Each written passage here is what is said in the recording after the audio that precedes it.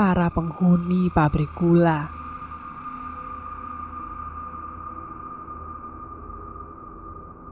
"Pak, kebelet." Kalimat itu mungkin bukan hal yang aneh dikatakan oleh seorang gadis kecil. Namun di desa saya, kalimat itu akan berubah menjadi hal yang tidak mengenakan. Terutama bila dikatakan di kala hari sudah petang. "Ya sudah, ayo Bapak antar," kata Pak Sukin tetangga saya. Pak Sukin sehari-harinya bekerja sebagai kuli kasar. Maklum, desa saya memang kebanyakan berisi orang-orang yang bekerja serabutan. Bila tidak punya kebun, maka mereka akan bekerja jadi kuli. Kadang tukang kebun orang kaya, tapi kebanyakan tukang becak untuk mereka yang berpendidikan lulusan SD. Beliau sendiri tinggal di RT 3, sedangkan saya di RT 2, dan rumah Rombe ada di RT 4. Tapi hari ini lupakan sejenak tentang rumah Rombe, karena kita akan bercerita tentang penghuni pabrik gula di zona timur. Pak Sukin sendiri memiliki 2 anak. Yang pertama adalah Nur, gadis yang usianya 4 tahun lebih tua dari saya. Sedangkan anak yang kedua adalah Jamal. Saya pernah menceritakan dia di salah satu tweet lain saya. Jamal 1 tahun lebih tua dari saya. Petang itu setelah Pak Sukin selesai bekerja, ia melihat Jamal dan Nur sedang belajar. Jadi beliau ikut bergabung bersama mereka. Namun kemudian, Nur tiba-tiba mengatakan hal yang mungkin tidak akan pernah ia lupakan. Apalagi setelah kejadian itu terjadi. "Pak, kebelet," katanya lirih. Pak Sukin terdiam lama, kemudian berujar, "Ya sudah, ayo Bapak antar." Dulu desa saya termasuk salah satu desa tertinggal. Jangankan aspal, WC saja satu pun tidak ada yang punya di rumah. Kecuali mereka yang rumahnya sudah bertembok. Karena kebanyakan rumah di sini, termasuk rumah saya waktu itu, masih dari bambu. Lalu bila kami tidak memiliki WC, kemana kami buang hajat? Jawabannya di pabrik zona timur. Sebelum saya lanjut, saya akan menjelaskan dulu apa saja yang ada di zona timur. Di pabrik zona timur ada sebuah tanah yang luasnya memanjang. Di sana berjejer rumah-rumah gaya tua, tapi bukan Belanda. Bila dihitung, rumah itu memanjang sekitar 19-21 rumah tua. Dan setiap rumah ada keluarga yang tinggal, yaitu karyawan pabrik yang bekerja di pabrik gula. Mereka mendapat fasilitas di rumah ini. Alasannya di zona timur ada sebuah gerbang tua, di mana gerbang itu adalah gerbang akses ke gudang produksi. Mungkin secara tidak langsung, mereka bisa menjaga gerbang itu dari para pencuri yang pernah meresahkan. Gerbangnya sendiri cukup jauh dari rumah dinas karyawan. Namun tidak akan ada yang bisa masuk ke sana sebelum melewati rumah dinas. Nah, sebelum gerbang, ada sebuah selokan besar yang digunakan sebagai pembuangan air saluran produksi pabrik. Di sini pabrik membangun akses sebuah WC umum untuk para karyawan dinas, yang boleh digunakan juga untuk para warga desa saya. Warga desa saya merasa terbantu dengan adanya WC umum ini. Hanya saja, WC umum ini tempatnya juga jauh di dalam, tepatnya di antara kebun pisang yang luasnya hampir setengah hektar. Dan ketika petang datang, tidak ada penerangan apapun selain cahaya bulan. Setelah mengambil senter, Pak Sukin menggandeng tangan Nur. Mereka berjalan menuju ke WC umum di zona timur pabrik. Wajahnya sebenarnya diselimuti rasa takut. Namun ia mencoba tenang, mengingat Nur tidak tahu apa-apa tentang cerita yang beredar, tentang penghuni usil yang ada di sana. Baru saja Pak Sukin dan Nur melewati pagar rumah dinas karyawan. Benar saja, sebagian besar rumah sudah mematikan lampu mereka. Berbekal senter di tangan, Pak Sukin melesat masuk bersama Nur, berjalan di antara kebun pisang yang gelap gulita. Diiringi suara hewan malam, Pak Sukin masih menggandeng Nur, sembari tangannya menyorot jalan dengan cahaya senter di tangan. "Sepi sekali," katanya dalam hati. Setelah berjalan kurang lebih 15 menit, bangunan tua WC umum sudah terlihat. "Ayo nak, cepat ya kalau buang air besar." Nur pun melangkah masuk ke salah satu pintu, kemudian menutupnya. Pak Sukin menunggu di luar. Ia menyalakan rokok untuk menghilangkan sepi. Kemudian, ia mendengar suara asing di telinganya. Suaranya lirih, namun terdengar jelas sekali. Suara wanita menangis, batin Pak Sukin. Matanya menerawang ke sebuah pintu WC paling ujung. Berbekal rasa ingin tahu, beliau mendekati tempat itu. Ketika Pak Sukin tepat berada di depan pintu itu, ia masih mendengar suara itu. Begitu lirih, namun sangat jelas. Akan tetapi, ada perasaan tidak enak yang seperti muncul tiba-tiba, dan itu sudah dirasakan sejak pertama kali menginjak tempat ini. Siapa yang menangis di tempat seperti ini? Batin Pak Sukin yang masih ragu apakah ia harus mengetuk pintu untuk sekedar mencari tahu sumber suara itu. Namun dirinya diselimuti keraguan. Akan tetapi suara itu tidak mau pergi dan sangat mengganggu. Sehingga tanpa sadar, tok tok tok, Pak Sukin sudah mengetuk pintu. Suara itu tiba-tiba menghilang. Bingung, Pak Sukin masih memandang ke pintu itu. Diketuknya lagi pintu itu untuk kedua kalinya. Tok tok tok. Tak ada jawaban apapun. Perhatian Pak Sukin teralihkan ketika ia melihat Nur baru keluar. Tanpa membuang waktu, Pak Sukin segera menghampiri Nur dan menyeretnya pergi meninggalkan tempat itu. Namun kembali ia mendengar suara menangis itu lagi. Kali ini diikuti aroma wangi melati yang menyeruak di hidungnya. "Ayo nak, kita pergi dari sini," katanya buru-buru. Belum jauh dari WC umum itu, tiba-tiba terdengar seperti suara benda jatuh. Nyaris menyerupai suara ketika kelapa jatuh dari pohon. Kaget dan bingung, Nur dan Pak Sukin mencari-cari sekiranya apa yang baru saja terjatuh itu. "Pak, apa itu?" kata Nur. "Tunggu di sini sebentar ya, Bapak akan segera kembali." Dalam langkah menembus kebun pisang, Pak Sukin berpikir, tidak mungkin itu buah kelapa. Di sini kan kebun pisang, dan suara pisang jatuh tidak akan sekeras itu. Tapi rasa penasaran terkadang membutakan akal pikiran manusia, sehingga Pak Sukin mulai mencari-cari di mana sumber suara itu berasal. Ia bergerak sana kemari, melewati satu pohon pisang ke pohon pisang yang lain, hingga akhirnya matanya tertuju pada siluet bundar di atas tanah. Ia menyorot benda asing itu dengan senter di tangannya, mendekatinya, kemudian memungutnya. Rupanya sebuah batu besar biasa. Kecewa, Pak Sukin berniat akan membuangnya begitu saja.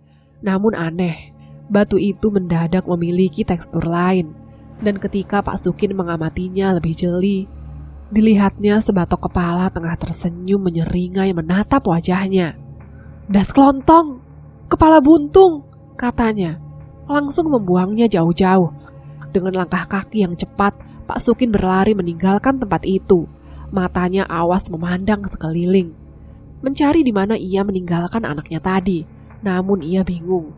Di tempat dia meninggalkan Nur, Pak Sukin tidak menemukan keberadaannya. Gelisah bercampur takut mendadak memenuhi pikirannya. Pak Sukin mulai memanggil Nur dan masuk ke celah kebun pisang yang semakin lama semakin membuatnya merinding. Lega, ia melihat Nur dari kejauhan. Ia tengah duduk di atas pokok pisang yang tumbang. Tampaknya ia sedang menunggu dirinya.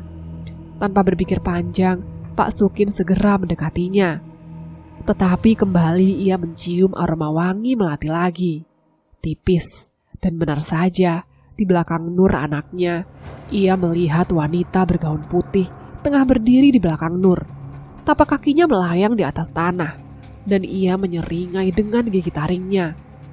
Mendadak Pak Sukin tidak tahu lagi apa yang terjadi, karena seseorang membangunkannya. Ia tertidur beralaskan daun pisang dan membuat si pemilik kebun khawatir. "Pak Sukin, ngapain tidur di sini?" Diceritakan semua pengalamannya semalam, dan wajah ngeri segera tergambar pada pemilik kebun, sembari berujar, "Astagfirullah, untung Bapak nggak apa-apa." Ketika sampai di rumah, Pak Sukin menemukan Nur sudah ada di rumah. Maka dengan perasaan yang masih tidak karuan, Pak Sukin bertanya, "Tidak ada yang terjadi semalam setelah membuang hajat?" Karena yang mengantarnya pulang itu Pak Sukin sendiri. Cerita ini segera menyebar dan membuat geger semua orang. Semenjak saat itu, tidak ada lagi yang berani pergi ke WC umum ketika hari sudah petang. Karena penghuni di zona timur adalah penghuni paling usil yang seringkali bersinggungan dengan warga. Apakah cerita ini berakhir di sini? Jawabannya adalah tidak. Karena ini baru awal pembuka penghuni di zona timur. Kebun pisang Plengsengan. Begitulah orang memanggil nama tempat ini. Lalu apakah ada sejarah di balik nama ini? Mari kita eksplor tempat ini dan dengarkan baik-baik sajian saya malam ini. Sebelum menjadi kebun pisang, tempat ini menjadi arus utama sebagai pembuangan limbah pabrik yang langsung menuju ke kolam limbah di selatan. Namun tidak ada yang tahu bahwa pipa pembuangannya sendiri telah memakan banyak nyawa. Hal ini pernah dibicarakan oleh salah seorang saksi, yang kini beliau mendiami salah satu rumah mes khusus karyawan. Meski sudah tua, namun ketika ditanya tentang peristiwa ini, beliau selalu bersemangat, seolah kejadian itu terjadi baru kemarin. Lalu, apa alasan tanah ini dialihfungsikan menjadi mes bagi para karyawan pabrik? Disinilah kita akan mulai. Untuk membangun pipa pembuangan dari gedung produksi yang areanya tepat di tengah, di samping cerobong yang dijaga oleh makhluk sesosok naga yang ganasnya minta ampun. Dan di sampingnya adalah singgasana Maharatu, sosok yang menjadi raja di mana wujudnya tidak boleh digambarkan oleh siapapun, bahkan oleh sang juru kunci yang dipercaya itu sendiri.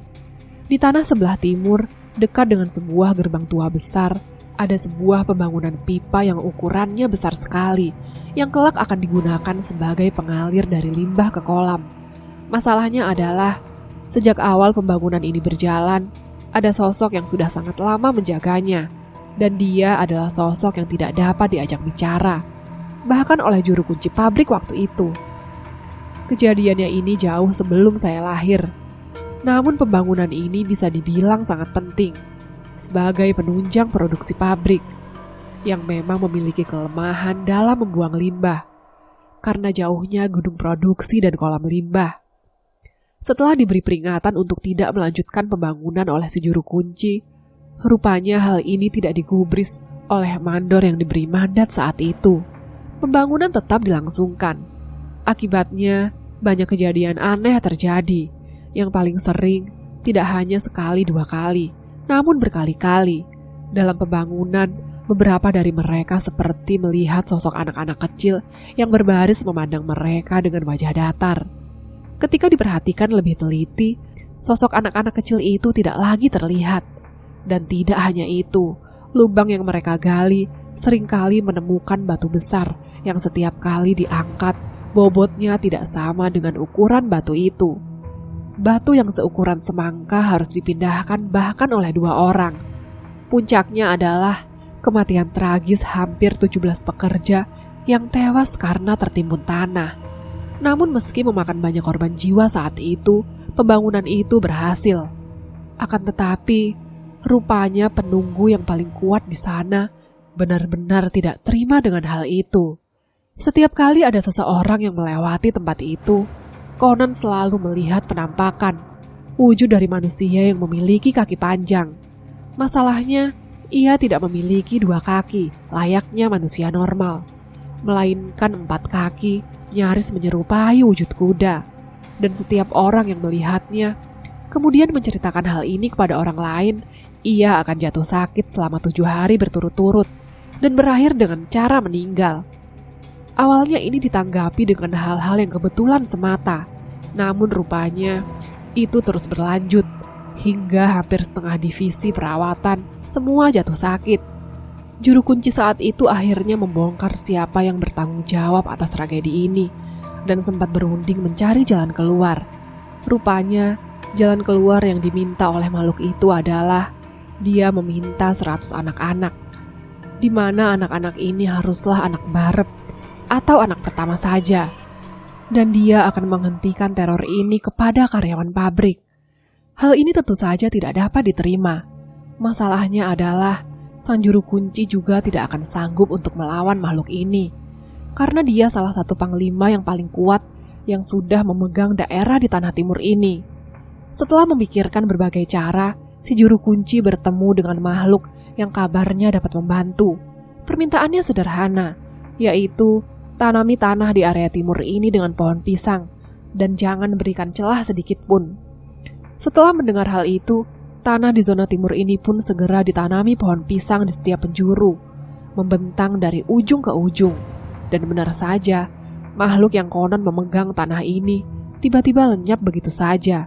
Kabarnya, sekarang zona timur ini dipegang oleh panglima yang baru. Dan disinilah saya pertama kali melihat satu dari banyaknya panglima di pabrik gula ini. Ia dikenal dengan nama Nini Growok. Waktu itu jam 10 malam, saya ada di rumah Endah, menunggu teman-teman desa saya yang lain. Kami mau membuat acara melean atau begadang di tenda belakang rumah Endah. Bagi kalian yang selalu mengikuti treat saya, pasti sudah tidak asing lagi dengan Endah. Kejadiannya ini sendiri sebelum Endah menjadi pincang seperti saat ini. Endah sendiri bisa dibilang anak dari tokoh penting di desa saya. Karena itu rumah Endah bisa dibilang rumah yang paling bagus dibandingkan kami yang masih berumahkan bambu. Tidak hanya soal rumah, tanah Endah juga luas. Di tanah inilah kami membangun tenda. Semakin malam satu persatu teman saya sudah berkumpul. Tenda sudah berdiri sejak sore.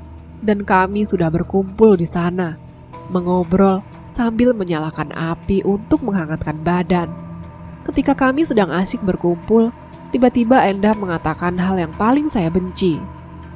"Bakar kaspe enak tenan niki. Bakar ubi pasti enak ini." Saya hanya diam.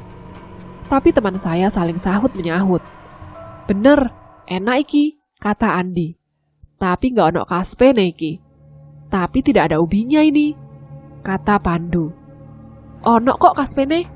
Ada kok ubinya," kata Endah sembari tersenyum. Saya seperti sudah tahu apa yang akan dia katakan sebelumnya.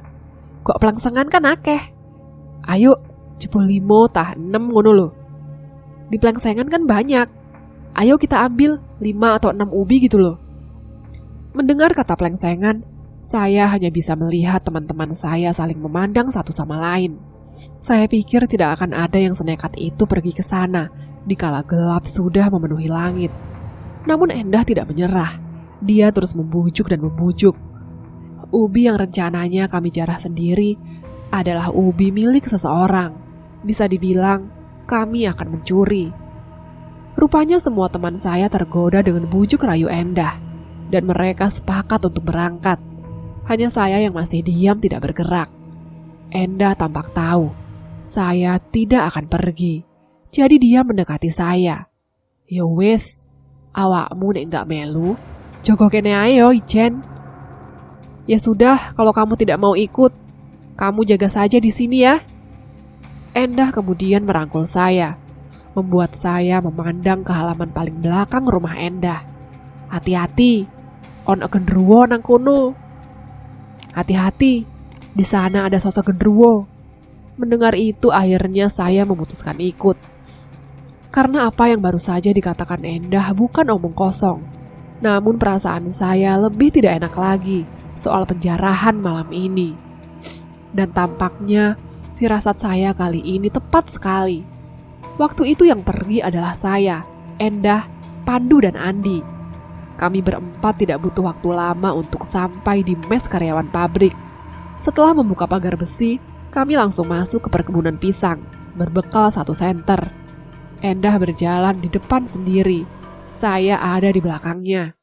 Kami berjalan menuju ujung kebun, tempat di mana kaspe atau ubi ditanam subur.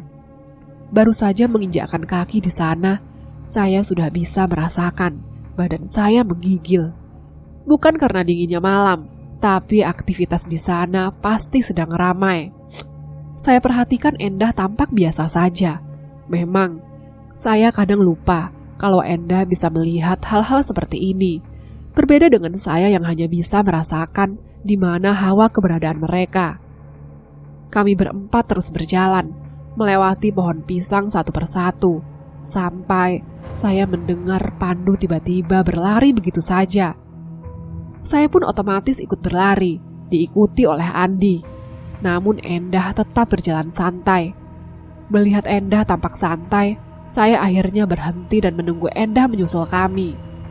Cuma pocong terbang aja pakai lari. Kalau ada yang bisa saya pakai untuk memukul kepala Endah, saya pasti memukul kepalanya sampai memar. Kadang saya tidak bisa membedakan Endah bicara jujur atau tidak. Meski dia bilang pocong atau apa, Endah sebenarnya lebih tahu bahwa kadang dia juga berbohong dengan mengatakan ini itu hanya untuk melihat reaksi kami. Setelah berjalan kurang lebih 10 menit, sampailah saya di kebun kaspe atau ubi. Di sini kami langsung mulai memilih mana yang menurut kami paling besar. Saya sendiri berhasil mendapat 2 buah, sedangkan Pandu sudah berhasil mencabut 1. Namun dari jauh, saya mendengar si Andi nampak kewalahan untuk menyabut 1 kaspe. Saya pun mendekatinya dan melihat dia tampak bingung. Sejujurnya, tidak ada yang menarik dari kaspe yang akan dicabut oleh Andi, karena daunnya tidak besar, dan seharusnya Andi bisa mencabutnya dengan mudah. Karena penasaran, saya pun mencoba mencabut itu. Namun rupanya aneh. Tanaman sekecil itu, jangankan terangkat dari tanah, bergerak sedikit pun tidak sama sekali. Pandu juga tertarik melihat saya tidak bisa mencabut kaspe sekecil itu. Isine gede iki paling. Jabut ngene ae angele pol. Buahnya besar kali ya? Nyabut beginian saja susah sekali kalian. Dengan percaya diri Pandu menarik kaspe itu sekali lagi. Hal aneh itu terjadi. Rupanya kaspe sama sekali tidak terangkat sedikit pun dari tanah. Karena kesal kami sepakat mencabutnya bersama-sama.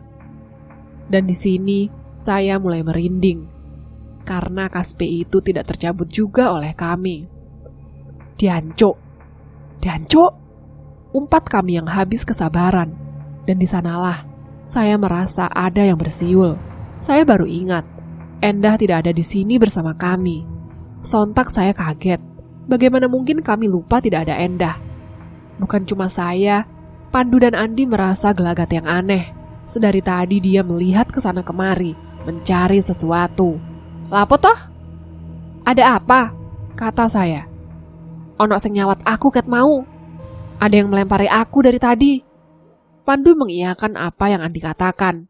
Aku yono sing nyawati. Aku juga ada yang lempar dari tadi. Akhirnya kami berinisiatif mencari. Mungkin Endah lagi iseng. Jujur, Endah itu memang isengnya gak ketulungan. Tapi bila ini benar-benar Endah, saya bakal mengamuk ke dia. Namun rupanya, saya mendengar sesuatu yang tidak mengenakan. Dikala saya mencari-cari sumber misteri itu sendiri, saya baru sadar. Andi dan Pandu sudah tidak ada di belakang saya. Panik saya segera menuju jalan keluar. Namun langkah saya terhenti di tanaman kaspe yang tadi saya coba cabut bersama Andi dan Pandu. Saya baru sadar, rupanya di belakang kaspe itu ada pohon mangga. Pohonnya memang tidak terlalu besar, tapi anehnya, kenapa tadi saya tidak melihat pohon itu? Lalu saya melihatnya, sosok yang tengah duduk di atas batu. Hati saya rasanya mau mencelos begitu saya melihatnya. Sosok itu mengenakan gaun putih menyerupai kuntilanak. Hanya saja rambutnya disanggul menyerupai pengantin. Dan di punggungnya dia membawa kipas yang besar sekali. Saya tidak bisa melihat wajahnya karena posisinya dia terus membelakangi saya. Namun saya sadar dia bukan jenis makhluk yang biasa saja. Auranya membuat saya merinding. Tiba-tiba saya teringat dengan satu nama, Nini Growok. Saya tidak tahu lagi apa yang harus saya lakukan untuk kabur dari sini. Nyatanya, saya malah gak kabur. Saya penasaran di balik sosok yang membelakangi seperti ini. Tampaknya dia tidak mengganggu. Hal itu yang pertama saya pikirkan. Jadi saya pun mulai mendekat. Semakin dekat dan semakin dekat. Mungkin terdengar lucu, di mana seharusnya saya lari, justru malah semakin mendekat. Sampai Endah tiba-tiba muncul begitu saja. Yang dia lakukan pertama adalah menutup mata saya. Kemudian menarik pelan, mundur, menjauh sejauh mungkin. Saya menurut. Ketika kami sudah berjalan cukup jauh dari kebun kaspe itu, Endah baru bilang, "Ayu yo, cantik ya? Nggak koyok sing liyane kan? Nggak seperti yang lainnya kan?" "Opo iku mau ndah?" "Apa itu tadi ndah?" kata saya. "Nggak roh aku. Wes yuk balik. Jok suwi-suwi nang kene, nggak apik." Nggak tahu aku. Sudah, ayo balik. Jangan lama-lama di sini, nggak bagus. Saya yakin Endah tahu, tapi toh dia tidak mau bilang. Jadi saya biarkan. Tapi saya yakin dia Nini Growok, makhluk yang sering saya dengar dibicarakan oleh teman-teman bapak yang tinggal di mes karyawan ini. Karena memang wujudnya menggoda dan seringkali membuat banyak pria tertarik. Meski saya tidak pernah mendengar dia mencelakai, tapi ucapan mereka benar, bahwa di Plengsengan ada penunggu wanita yang sangat cantik yang selalu menggoda. Jadi, apakah Kaspe yang kami cabut tadi ada hubungannya dengan dia? Saya tidak tahu. Karena Pandu dan Andi juga tidak membicarakan hal itu ketika saya pulang. Tapi saya bisa mengambil kesimpulan, dia Nini Growok adalah salah satu dari panglima di zona timur. Inilah alasan kenapa zona timur hanya dihuni oleh mereka yang suka iseng saja, tidak seganas zona lain. Sekarang kita bergerak ke kolam yang sangat bersejarah, sebuah kolam renang yang pernah digunakan pada tahun 70-an. Pada tahun 60-an, pabrik gula ini terkenal bukan hanya karena produksi gulanya, setelah diakuisisi dari pemerintahan Belanda. Namun pabrik gula ini terkenal akan hiburannya, yaitu sebuah kolam renang mewah, di mana semua orang boleh datang dan menikmatinya. Kata bapak waktu cerita dulu, untuk masuk kolam renang ini diharuskan membayar uang 500 perak, yang saat itu sudah sangat mahal. Namun bapak tidak perlu membayar, karena mbah saya waktu itu memiliki jabatan tinggi di pabrik. Maklum, mbah sudah mengabdi di pabrik gula ini sangat lama. Ada sebuah cerita mistis di kolam renang ini yang bapak tidak pernah ceritakan. Setiap tahun, selalu saja ada korban meninggal di kolam renang. Dan umumnya, korbannya adalah anak-anak. Meski begitu anehnya, kolam renang ini tetap saja ramai. Karena pada tahun-tahun itu, hiburan masih sangat minim. Namun menariknya adalah kebanyakan korban adalah anak-anak barep dan buncit, sulung dan bungsu. Konon kabarnya, penunggu di kolam renang ini hanya meminta 2 tumbal per tahun. Sampai tahun 70-an, akhirnya kolam renang ini resmi ditutup. Kabarnya meski sudah ditutup, akses kolam renang ini masih tetap dibuka. Dan biasanya, para karyawan menggunakan kolam renang ini untuk menghibur diri di kala lelah dan penat setelah bekerja seharian. Disinilah hal mistis seringkali terjadi. Banyak yang mengaku bahwa setiap mereka berenang, selalu saja terdengar suara tawa yang ramai, seolah-olah banyak orang yang ikut berenang, padahal saat itu sepi dan sunyi. Bukan hanya itu, tiap kali menyelam, kadang terlihat sesuatu berenang sangat cepat, menyerupai manusia duyung. Namun rumor sekedar rumor, yang kemudian berkembang menjadi urban legend masyarakat. Sehingga kini kolam ini disebut oleh warga sebagai kolam duyung. Akan tetapi kolam ini lebih terkenal dengan nama kolam Bawalawu, yang artinya kolam menangis. Karena selalu saja ada cerita bahwa terdengar suara anak-anak tengah menangis dan meminta pulang. Apapun itu, saya sendiri setiap kali mengunjungi kolam tua ini merasakan bahwa suasana di sini menyerupai suasana menakutkan dan selalu berhasil membuat bulu kuduk berdiri. Puncaknya waktu itu tahun 2000-an. Bapak menebar benih mujair di kolam ini. Dan ketika panen, saya ikut membantu menjaring ikan bersama bapak. Di atas kolam, saya melihat seorang wanita paruh baya. Tidak tua dan tidak muda. Beliau menutup mulutnya dengan kain, menatap saya, kemudian melambai memanggil.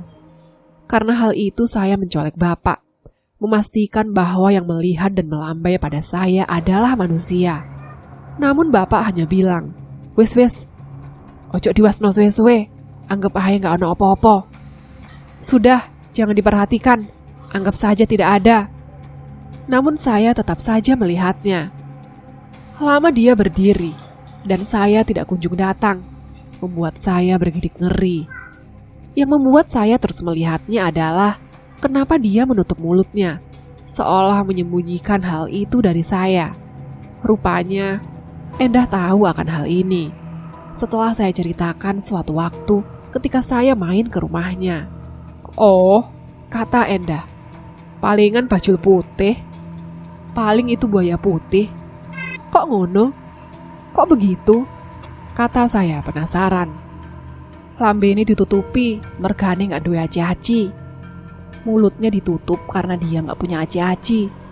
Bila kalian bingung aci-aci itu apa, di bawah hidung ada sebuah lubang panjang. Dan itu adalah aci-aci. Konon siluman buaya atau buaya putih tidak memiliki itu. Karena itu, orang zaman dahulu bila melihat manusia tidak memiliki aci-aci, bisa dipastikan dia adalah siluman buaya atau makhluk sungai. Di kolam ini tempatnya memang terkenal sepi, karena agak jauh berbatasan dengan zona selatan. Kolam ini tak berair ketika musim kemarau, dan anak-anak usia 16 tahun desa saya biasanya menggunakan tempat ini untuk minum-minum miras. Pernah suatu malam mereka sedang asik menenggak miras di sana, di dalam kolam yang tak berair. Tiba-tiba kolam yang sunyi senyap, mendadak ramai anak kecil berlari-larian. Suaranya menggema, membuat mereka yang sudah mabuk bertanya-tanya, dari mana datangnya anak-anak ini. Meski dalam keadaan mabuk, mereka masih dapat memperhatikan dengan jelas, di mana kebanyakan anak-anak ini memiliki kulit pucat, dan mata mereka tak berpupil. Setiap kali diajak bicara, mereka tidak akan peduli dan berlarian ke sana kemari. Hingga ketika hari semakin petang, anak-anak ini berhenti berlari. Kemudian melihat pemuda-pemuda ini dengan ekspresi marah. Masih dalam kondisi mabuk, wajah anak-anak ini mendadak marah, mengerubungi mereka. Kemudian air tiba-tiba memenuhi seisi kolam, dan pemuda mabuk itu meronta-ronta meminta tolong. Suara mereka tercekat di dalam air, bercengkrama satu sama lain, tidak dapat bernafas. Dan anak-anak itu tertawa-tawa.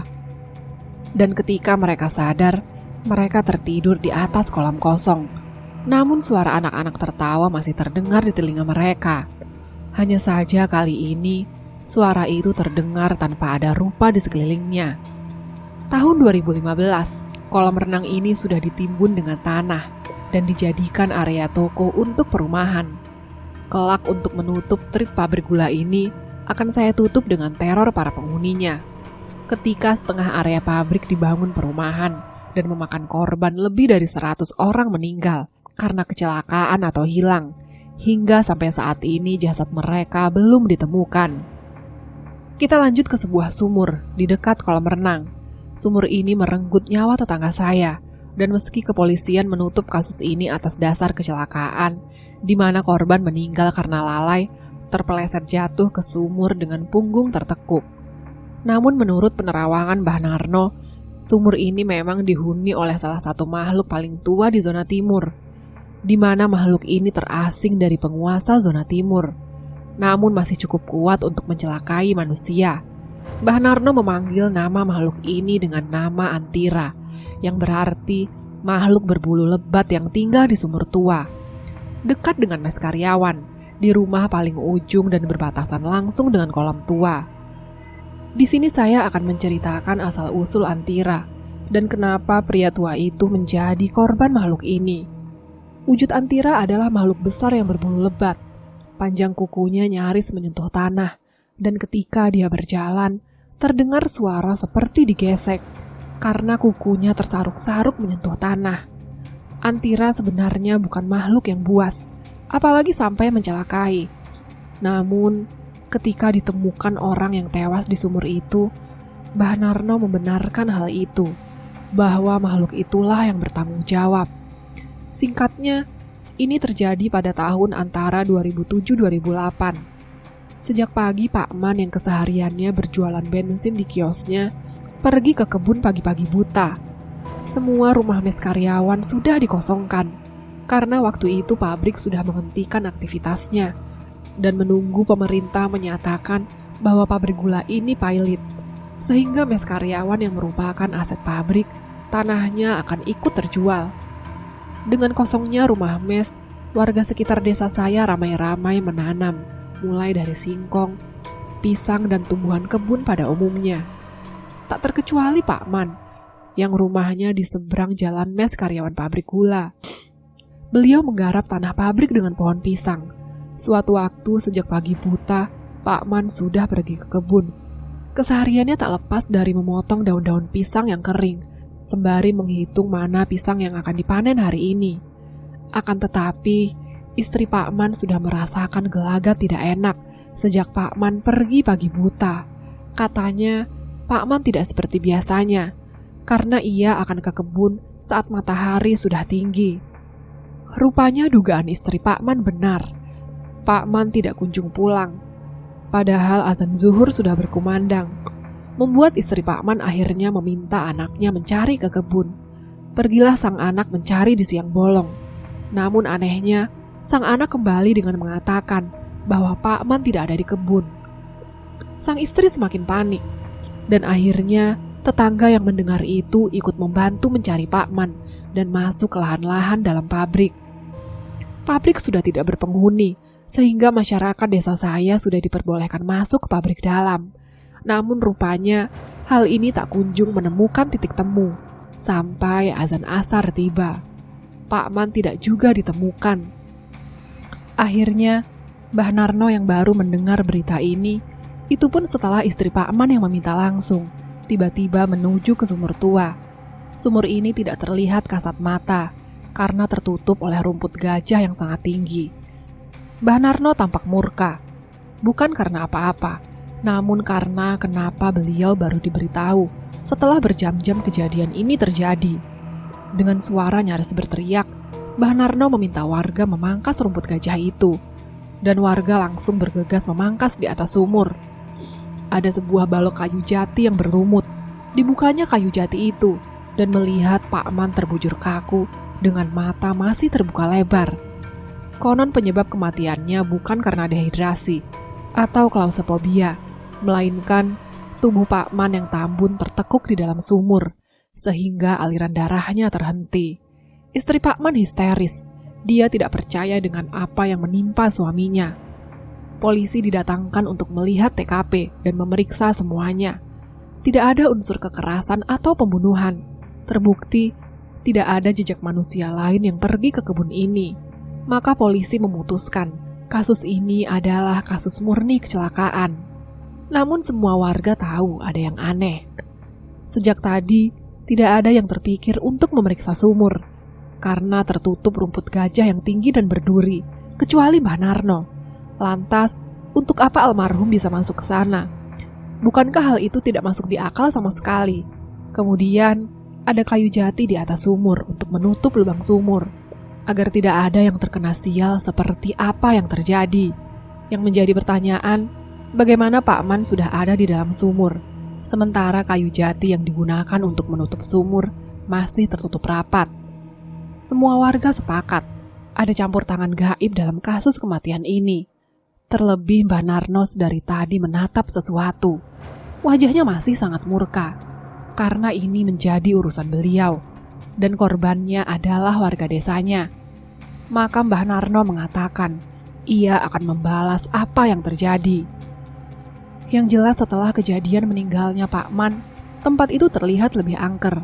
Beberapa orang juga mengaku pernah melihat sosok menyerupai Pak Man, lengkap dengan arit yang beliau biasa bawa bila pergi ke perkebunan pisang. Namun Mbah Narno tahu bila itu bukan Pak Man. Setiap harinya ketika petang, Mbah Narno akan pergi ke sana. Setahu atau tanpa diketahui warga, beliau selalu membawa keranjang bambu. Beliau selalu membawa keranjang bambu berisi bunga. Beberapa orang mengaku bila yang dibawa Mbah Narno lebih terlihat seperti pasak boneka kayu. Namun yang jelas, wanginya sangat harum. Ketika Mbah Narno memasuki perkebunan Pak Man, tidak ada warga yang boleh mendekat, apalagi melihat. Karena ini tidak lebih dari cara Mbah Narno yang sudah menjelaskan. Beliau tidak hanya akan mengusir, namun akan mematrik atau mengurung makhluk ini di dalam rumahnya. Sehingga tidak ada lagi pakman-pakman yang menjadi korban makhluk ini, karena gangguannya sudah bisa disebut mencelakai. Jadi sebenarnya, apa yang dilakukan Pakman, sehingga beliau terkena imbas dari makhluk ini? Di sini, saya akan ceritakan semuanya. Sumur tua itu sudah ada di sana sejak lama. Konon sumur itu memang sudah tidak pernah dipakai lagi, karena airnya sudah kering. Namun banyak yang mengaku bila sumur itu masih berair. Di sini banyak perdebatan terjadi dari warga. Bahkan ada yang berpendapat lain. Sumur itu memiliki air hitam yang terkontaminasi limbah. Karena di bawahnya memang ada pipa limbah. Namun dari sekian banyak pendapat, ada satu cerita yang pernah tercetus dari salah seorang yang pernah tinggal di mes karyawan pabrik. Setiap malam, ia sering mendengar suara bayi tengah menangis. Dan ketika dicari sumber suara itu, mereka tertuju pada sumur tua itu. Lokasi sumur tua ini tepat di samping bok atau tembok pendek kolam renang yang sudah tidak dipakai lagi. Jadi bisa dibilang, sumur tua ini tepat hampir di ujung rumah salah satu mes karyawan. Ketika ditengok apa yang ada di dalam sumur tua itu, tidak ada apapun di sana. Namun anehnya, suara tangisan bayi itu masih terdengar. Karena ketakutan, sejak saat itu sumur tua itu dipasang dengan kayu jati. Karena memang sumur tua itu sudah tidak terpakai lagi. Setelah pembongkaran pabrik dan rumah mes karyawan dibersihkan oleh pemerintah kota, sumur tua itu tersembunyi dan ditumbuhi rerumputan gajah yang terkenal dengan rumput yang gatal, sehingga tidak ada warga yang tahu lagi bila di sana pernah ada sumur. Disinilah tidak ada yang tahu bahwa ada penunggu yang senantiasa menjaga sumur itu. Ia menunggu di bawah pohon jarak, tepat di samping sumur tua yang ditumbuhi rumput gajah itu. Pak Man sehari-harinya memang melewati tempat ini, karena ini bagian dari perkebunan pisang milik beliau. Suatu hari ketika petang, Pak Man baru saja mau bergegas pulang. Beliau tanpa sengaja melewati sumur tua ini. Tertarik beliau mendekatinya.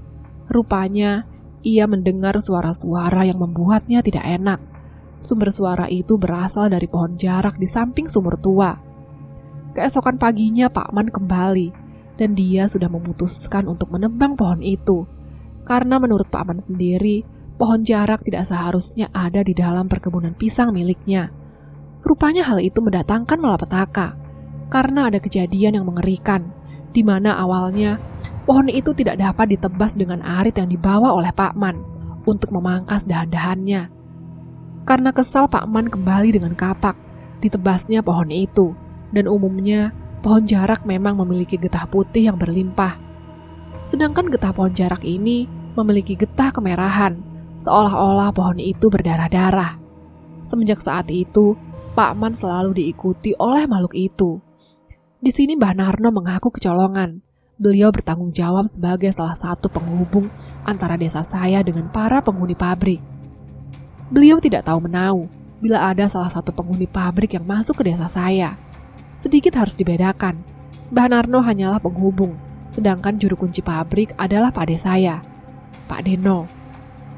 Deno dan Mbah Narno dipercaya sebagai wakil yang berhubungan dengan kerjaan jin di pabrik gula ini.